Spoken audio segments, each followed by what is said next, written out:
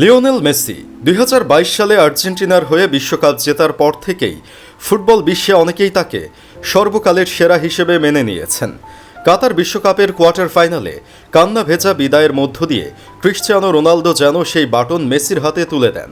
তবুও Messi Ronaldo বিতর্ক যেন শেষ হয়নি, বরং এখনও ভক্তদের মধ্যে তা সমান তালে চলছে। বিশ্বকাপের পর কেটে গেছে প্রায় ৩ বছর। এই সময়টায় পারফরম্যান্স ও সাফল্যের বিচারে রোনালদোকে পেছনে ফেলে এগিয়ে গেছেন Messi.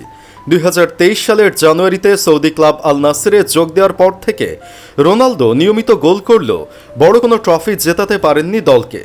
Saudi super cup, kings cup, FC champions league কিংবা প্রো লিগ, প্রতিটি আসরেই ব্যর্থতা কেবল লম্বা হচ্ছে। রিয়াদ সিজন কাপ ও রিয়াদ সুপার কাপেও হতাশা যোগ হয়েছে সেই তালিকায়। ব্যক্তিগত পারফরম্যান্স খারাপ না হলেও বড় ম্যাচে রোনালদো এককভাবে জ্বলে উঠতে পারছেন না। অথচ আল নাসেরের দলে সাদিও মানের মতো তারকাও আছেন। সর্বশেষ ২০১৮-১৯ মৌসুমে সৌদি লিগ জিতেছিল ক্লাবটি, অর্থাৎ রোনালদোর আগমনের অনেক আগেই। তাই রোনালদোর হাতে আসল শিরোপার খরা থেকেই গেছে। অন্যদিকে মেসি ইন্টার মায়ামিতে যোগ দেন রোনালদোর ৬ মাস পর। একেবারে নতুন ইতিহাস গড়েন তিনি। আগে কখনো শিরোপার দেখা না পাওয়া মায়ামিকে প্রথমবারের মতো লিগস কাপ জেতান। এরপর যোগ করেন MLS সাপোর্টার্স শিল্ড ট্রফি। এখন তৃতীয় শিরোপার অপেক্ষায় আছেন আর্জেন্টাইন মহাতারকা।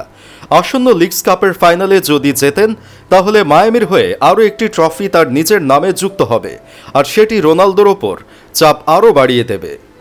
শুধু দলীয় অর্জনেই নয়, ব্যক্তিগত পারফরম্যান্সও মেসি এগিয়ে। গোল করা, গোল করানো, সবকিছুতেই ইন্টার মায়ামির চালিকা শক্তি তিনি। MLS, লিগস কাপ আর ক্লাব বিশ্বকাপ মিলিয়ে এবছর মেসি ইতোমধ্যে জিতেছেন ১১টি ম্যাচ সেরা পুরস্কার। রোনালদো এখন পূর্ণ ফিটনেসে আছেন, নিয়মিত খেলছেনও, তবে পরিসংখ্যান ও সাফল্যের দিক থেকে মেসির ছায়ায় ঢেকে যাচ্ছেন। ২০২৬ বিশ্বকাপকে সামনে রেখে দুজনের জন্যই শিরোপা জয়ের ধারায় ফেরা গুরুত্বপূর্ণ বিষয়। প্রশ্ন এখন একটাই, নতুন মৌসুমে রোনালদো কি ঘুরে দাঁড়াতে পারবেন, নাকি মেসির সাফল্য তাকে আরও আড়াল করে দেবে?